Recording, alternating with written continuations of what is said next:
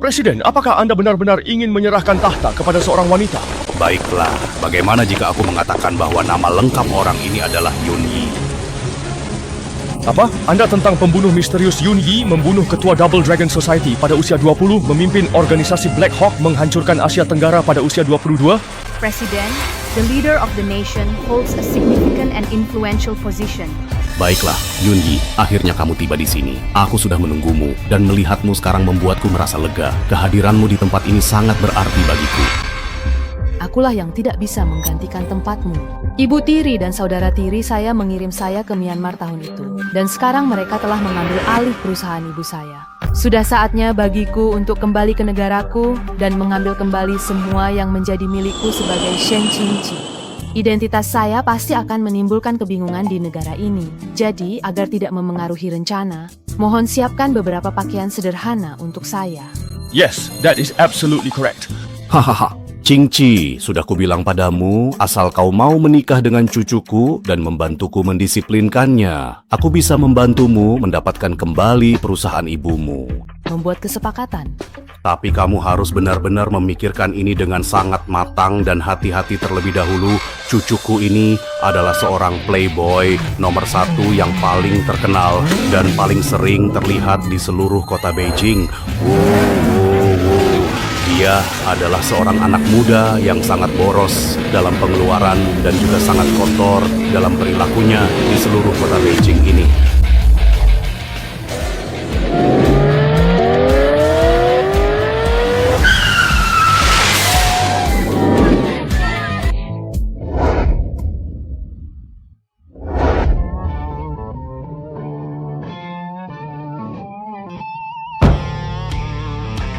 Apakah kamu baik-baik saja? Si pecundang menanggalkan semua pakaiannya dan turun gunung menerima kekalahannya.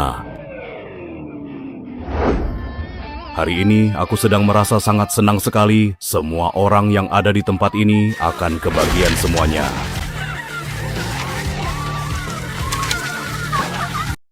Ku dengar orang tua itu sudah menemukan pasangan hidup baru untukmu. Bukankah kita seharusnya tidak terlalu ceroboh di masa depan?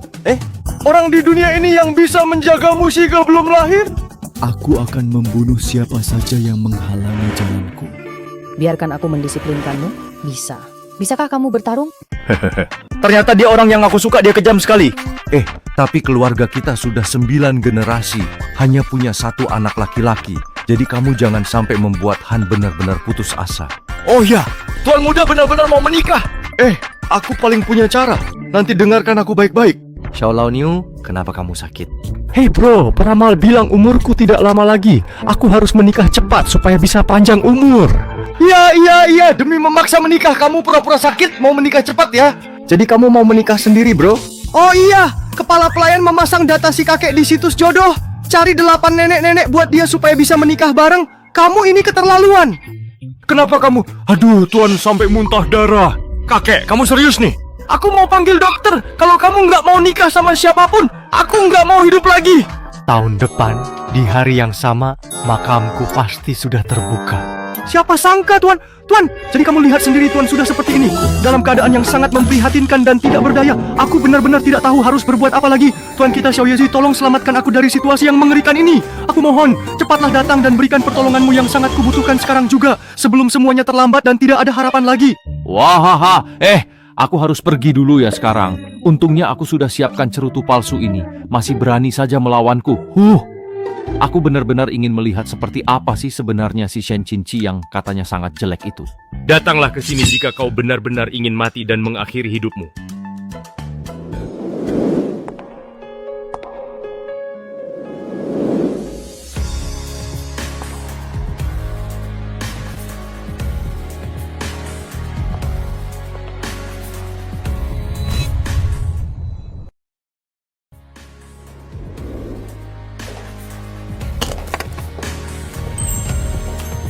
Mengapa? Halo, nama saya Shen Qingqi. Dia adalah seorang yang sangat manis dan juga murni sekali. Mengapa lelaki tua itu tidak memberitahuku bahwa cucunya bisu sebelum dia datang? Hah? Siapa yang kau sebut bodoh? Menurutku kamu cukup imut. Mengapa kamu bicara begitu kasar? Apakah kamu akan menikah atau tidak? Kawin? Sayangnya, trik yang telah dicoba itu tidak berhasil sama sekali. Suara mendengus yang keras dan dalam terdengar jelas menunjukkan ekspresi ketidakpuasan atau kelelahan. Demi kakek, pernikahan itu bisa diterima. Namun ada 3 aturan yang harus diikuti. Pertama, jangan ikut campur dalam kehidupan pribadiku. Kedua, setahun kemudian Anda berinisiatif memberitahu kakek saya bahwa hubungan kita telah rusak dan kita ingin bercerai. Ketiga, dan yang paling penting, Anda tidak diperbolehkan melakukan kontak fisik apapun dengan saya. Apakah sama sekali tidak ada kontak fisik yang terjadi di antara mereka berdua? Kamu lagi ngapain? Kau, kalau berani menyentuh barang-barangku yang berharga ini, aku tidak akan tinggal diam. Tapi kita sudah menikah. Apa yang bisa kamu lakukan jika aku tidak menurutimu?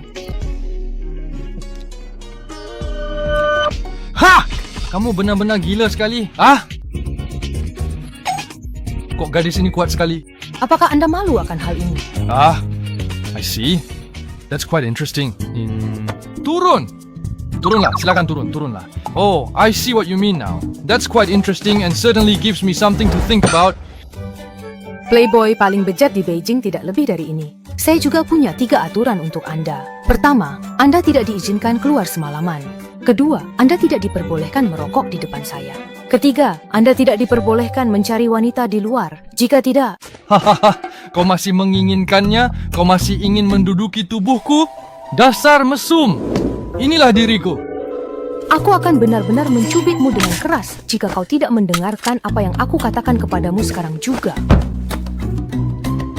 Apakah menurutmu aku benar-benar buta? Apakah menurutmu kau benar-benar dapat mengendalikan diriku dengan sepenuhnya mengendalikan kakekku? Itu hanyalah mimpi belaka. Sekarang saya sudah menikah, saatnya untuk pulang.